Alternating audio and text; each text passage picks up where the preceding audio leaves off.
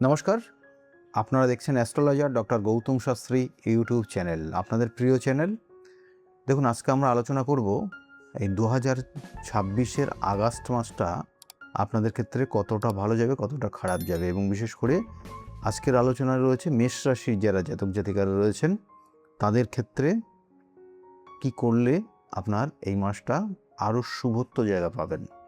প্রথম অবস্থা দেখুন, মেষ রাশির যারা জাতক জাতিকার, মেষ রাশির অধিপতি সেই মঙ্গলের যে অবস্থান থাকবে সেটা কিন্তু সবে মাত্র মিথুন রাশি অর্থাৎ রাশির সাপেক্ষে তৃতীয়ভাবে প্রবেশ করবে, এবং এর সঙ্গে সঙ্গে আপনার এই মুহূর্তে একটা খুব শুভ যোগ তৈরি হচ্ছে, যেটা চতুর্থভাবে অর্থাৎ রাশির সাপেক্ষে ভাগ্যপতি চতুর্থে গিয়ে তুম্বস্থ ফল দিচ্ছে, এবং রাশির সাপেক্ষে দ্বাদশপতি সেও কিন্তু তুম্বস্থ হয়ে চতুর্থে শুভ ফল দিচ্ছে, এবং এর সঙ্গে সঙ্গে যুক্ত হচ্ছে পঞ্চমপতি, সেখানে থাকছে একটা নির্দিষ্ট সময় ধরে, অর্থাৎ এই আগস্ট মাসের কিন্তু মিডিল পর্যন্ত সেখানে গিয়ে অবস্থান করছে, এবং এর সঙ্গে সেই চতুর্থ পদেও সেখানে কানেকশন পাচ্ছে, এবং সেটা কিন্তু 10 থেকে 12 তারিখ পর্যন্ত সেই কানেকশন থাকবে।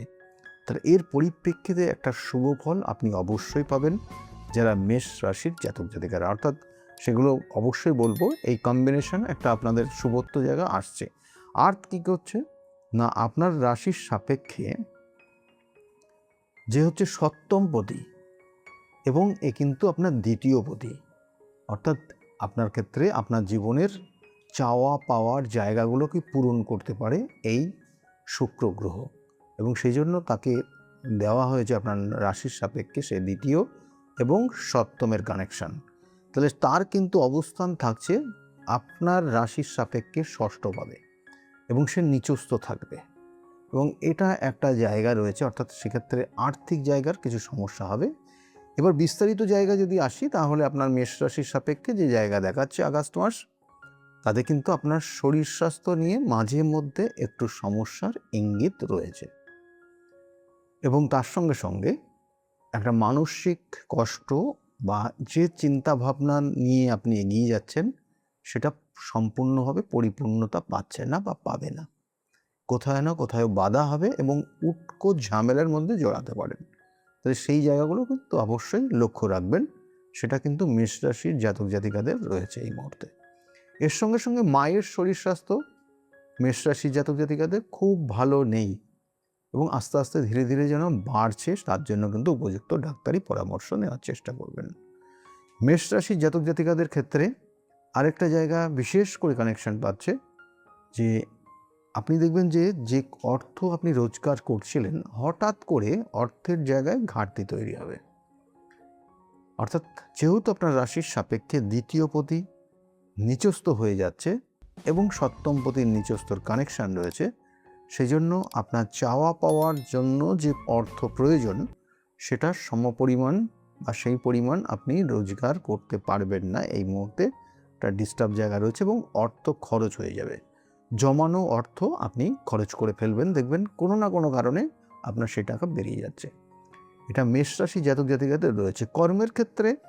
কর্মক্ষেত্রে কিন্তু আপনার খুব খারাপ নেই, কারণ চতুর্থের কানেকশান 180 ডিগ্রি তার যে দৃষ্টি থাকবে সেটা আপনার কিন্তু দশম ভাবের কানেকশান পাবে, এবং সেই জন্য শুভ গ্রহের দৃষ্টি শুভত্বই দেবে আপনার, এবং সেখানে বৃহস্পতি চতুর্থে রয়েছে, বৃহস্পতি রয়েছে, চন্দ্র থাকবে একদম মিডিলে, অর্থাৎ 10 থেকে 12 তারিখ এই সময়টা অতীব গুরুত্বপূর্ণ সময়, এবং তার সঙ্গে সঙ্গে আর একটা জায়গা রয়েছে যেটা হচ্ছে সেখানে বুধের অবস্থান থাকবে, এবং সেখানে রবির কানেকশন থাকবে। এর সমসপ্তম দৃষ্টি আপনার কর্মভাবের ওপর রয়েছে, সেই জন্য কর্মপ্রাপ্তি সেটা পরে বলছি, কিন্তু কর্মক্ষেত্রে আপনার যে কর্মের যে জায়গাটা ছিল দেখবেন পরিধি বৃদ্ধি পাচ্ছে, কর্মক্ষেত্রে সফলতা পাচ্ছে, এবং অনেক দায়িত্ব বেড়ে যাবে, এবং তার সঙ্গে সঙ্গে প্রমোশনের জায়গাও বা স্যালারি ইনক্রিমেন্টের জায়গাও কিন্তু রয়েছে আপনার, অর্থাৎ এই জায়গাটা কিন্তু রয়েছে। আপনি সেই সরকারি চাকরি করেন আর বেসরকারি চাকরি করুন, এই জায়গাগুলো আপনার ক্ষেত্রে ভালো রয়েছে, এবং তার সঙ্গে সঙ্গে মেষ রাশির জাতক জাতিকাদের ব্যবসা বাণিজ্যের ক্ষেত্রে ব্যবসা বাণিজ্য খুব ভালো যাবে না, কারণ আপনার সপ্তমপতি ষষ্ঠে কানেকশন রয়েছে, নিচস্থ হয়ে আছে, এবং সপ্তম থেকে আমাদের ব্যবসার বাণিজ্যের জায়গা দেয়, এবং সেই জন্য আপনি ব্যবসা বাণিজ্যের জায়গায় যদি কোনো ইনভেস্ট করতে হয় খুব কেয়ারফুলি ইনভেস্ট করবেন, কারণ অর্থ কিন্তু আপনাকে এই মুহূর্তে সাথ দেবে না, এবং এই মাসটা সেটা চলবে আপনার, এবং সেক্ষেত্রে সতর্কভাবে চলুন। আর বিশেষ করে যারা স্টুডেন্ট, মেষ রাশির জাতক জাতিকাদের স্টুডেন্টদের ক্ষেত্রে বলবো পড়াশোনার জায়গা ভালো রয়েছে, হায়ার স্টাডির যোগ রয়েছে, খুব শুভ, কিন্তু পড়াশোনায় মনোযোগটাকে বাড়াতে হবে। একটু অলসতা এদের ক্ষেত্রে কিন্তু সমস্যা তৈরি করবে, যারা মেষ রাশির জাতক জাতিকারা তাদের জন্য বললাম, কিন্তু এমনিতে কিন্তু ভালো জায়গা রয়েছে।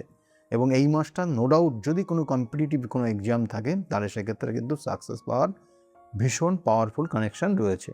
আর যারা চাকরির জন্য চেষ্টা করছেন, চাকরির ক্ষেত্রে আবার বলছি চাকরি প্রাপ্তির যোগ রয়েছে, এবং চাকরির জায়গা আপনার জন্য খুব শুভ। এবং এই আগস্ট মাসে দেখবেন হঠাৎ করে আপনি যে বিগত দিনের হয়তো বিভিন্ন এক্সামগুলো দিয়েছিলেন, হঠাৎ করে আপনার ক্ষেত্রে আপনি কিন্তু জয়েনিং লেটার বা আপনি একটা অফার লেটারের কানেকশান রয়েছে, বা একাধিক প্রাপ্তির যোগ রয়েছে। এটা কিন্তু মেষ রাশির জাতক জাতিকাদের রয়েছে। এবং মেষ রাশির জাতক জাতিকাদের আরেকটা জায়গা বিশেষ করে রয়েছে, যারা সম্পত্তি কিনবেন বলে ভাবছিলেন, কোনো বাড়ি হোক, ফ্ল্যাট হোক, এই সময় বা এই মাসে আপনার অ্যাডভান্স করতে পারেন। এই মাসের প্রথম অর্থাৎ 1 থেকে 15 তারিখ পর্যন্ত আপনার জীবনের একটা শুভ এবং স্মরণীয় ঘটনা হতে চলেছে, সুতরাং সেই জায়গাটাকে কাজে লাগান। আর মেষ রাশির জাতক জাতিকাদের আরেকটা জায়গা যেটা হচ্ছে দাম্পত্য জীবনের ক্ষেত্রে, দাম্পত্য জীবনে আপনার যিনি লাইফ পার্টনার তার শরীর স্বাস্থ্য নিয়ে সমস্যার ইঙ্গিত রয়েছে। এবং তার সঙ্গে সঙ্গে, কারণ শরীর স্বাস্থ্য এই কারণে বললাম, সপ্তমপতি রাশির সাপেক্ষে সপ্তমপতি সে নিচস্থ হয়ে ষষ্ঠভাবে রয়েছে, এটা কিন্তু আপনার লাইফ পার্টনারের শারীরিক সমস্যার একটা ইঙ্গিত। সেজন্য উপযুক্ত ডাক্তারি পরামর্শ নেবেন। আর কোনো রকমের উটকো ঝামেলার মধ্যে বা দুজনের মধ্যে কোনো বেশি কোনো ঝামেলার মধ্যে জড়াবেন না, তাতে কিন্তু আইনি সমস্যা বা আইনি জটিলতার মধ্যে পড়ে যেতে পারেন। অর্থাৎ আপনাদের ক্ষেত্রে হাজব্যান্ড ওয়াইফ সেক্ষেত্রে অ্যাডজাস্ট করে চলবেন এই আগস্ট মাস। এবং এর সঙ্গে সঙ্গে প্রেমিক প্রেমিকা যারা রয়েছেন তাদের জন্য কিন্তু একটা এই সময়টা কিছুটা ক্রিটিক্যাল, আবার কিছুটা ভালো। কেন বললাম? কারণ আপনার রাশির সাপেক্ষে ষষ্ঠপতিও কিন্তু সেই চতুর্থে বসে রয়েছে, এবং সে পঞ্চমপতি কানেকশন পাচ্ছে।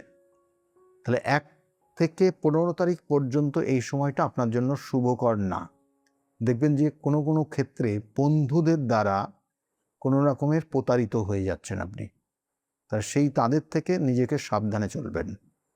আর এদের দ্বারা বা কোনো কোনো সময় দেখবেন, যেহেতু এখানে 3rd হাউস এবং 6th হাউসের কানেকশান রয়েছে অর্থে, সেই জন্য কখনো কখনো পাড়া প্রতিবেশীর দ্বারাও কিন্তু আপনি আপনার সম্পর্কের জায়গায় সমস্যায় পড়তে পারেন, সেক্ষেত্রেও সাবধানে চলবেন। এবং এর সঙ্গে সঙ্গে মেষ রাশির জাতক জাতিকারা রয়েছেন আর একটা জায়গা বিশেষ করে কানেকশান পাচ্ছে, সেটা কিন্তু কোনো না কোনো সময় আপনি উটকো ঝামেলার কারণে আইনি সমস্যায় পড়তে পারেন, এবং সেটা সম্পত্তিগত জায়গার থেকে। তাহলে সেই জায়গাটা কেয়ারফুলি চলুন, শত্রুতার জায়গা থাকবে, এবং সেক্ষেত্রেও কিন্তু সতর্ক থাকতে হবে। আর ভ্রমণের ক্ষেত্রে মেষ রাশির জাতক জাতিকার কিন্তু ভ্রমণ রয়েছে, ভ্রমণের শুভ কানেকশন রয়েছে, এবং এই মাসে আপনি ভ্রমণ খুব ভালো জায়গা মতো করবেন। এটা আপনারা দেখবেন যে অনেক সময় আপনাকে বললাম যেমন স্মরণীয় ঘটনা ঘটতে পারে, সেরকম কানেকশান রয়েছে এই মেষ রাশির জাতক জাতিকাদের, এইগুলোই বিশেষ করে রয়েছে। আর শত্রু বা হিংসার কবলে পড়তে পারেন, সেক্ষেত্রে সাবধানে থাকবেন। আর যেহেতু মেষ রাশির শনির 7.5 চলছে, সেক্ষেত্রে কিন্তু আপনার একটু মানসিক দুশ্চিন্তা, ডিপ্রেশন, এবং খুব কাছের মানুষ দূরে সরে যাওয়া, মানুষের সঙ্গে অকারণে বাদ বিবাদে জড়িয়ে যাওয়া, সেই জায়গার থেকে সাবধানে চলবেন। মেষ রাশি মঙ্গলের জাতক, সেজন্য আপনার ক্ষেত্রে হনুমান চল্লিশা পাঠ প্রতি মঙ্গলবার যদি করতে পারেন খুব ভালো হবে। এবং হনুমানজির মন্দিরে গিয়ে যদি আপনি সেখানে 9টা জবা ফুল দিয়ে লাল সুতো দিয়ে যদি সেই জবা ফুলের মালা তৈরি করে হনুমানজির গলায় দিতে পারেন মঙ্গলবার করে, তাতে কিন্তু আপনার অতীব শুভ হবে, এবং ওই দিনটা নিরামিষ আহার করলে আপনার ভালো। এই ছিল মেষ রাশি জাতক জাতিকাদের বিস্তারিত বিষয়। আমি বারবার বলি যে জন্মছকের কানেকশান কখনো রাশির সাপেক্ষে হয়, কখনো লগ্নের সাপেক্ষে হয়। লগ্নের স্ফুট, রাশির স্ফুট ক্যালকুলেশন করে বলতে হয় তার ক্ষেত্রে কোন জায়গাটা কোন কানেকশনের পরিপ্রেক্ষিতে তার জীবনের কি ঘটনা ঘটে বা ঘটতে পারে, এবং এগুলো অবশ্যই আপনার জন্মছকের কানেকশনের পরিপ্রেক্ষিতে হয়। সেই জন্য কখনো কখনো সময়টা খারাপ যায়, কখনো কখনো খুব ভালো যায়। খারাপ সময় আবার দেখবেন পার করে আপনি আবার ভালোর দিকেই যাবেন। এটা চক্রাকারে ঘোরে জীবনে। সেই জন্য কোনো হতাশার কারণ নেই। আপনি হয়তো খারাপ সময়ের মধ্যে দিয়ে যাচ্ছেন, হতাশা করবেন না। আপনার কিন্তু আবার ভালো সময়ও আসবে। কিন্তু তার আগে একটা জিনিস মাথায় রাখবেন, আপনার জন্মছকের যদি কোনো নেগেটিভ ভাইব্রেশন থাকে তাহলে তার জন্য সঠিক প্রতিকার প্রতিবিধান রয়েছে।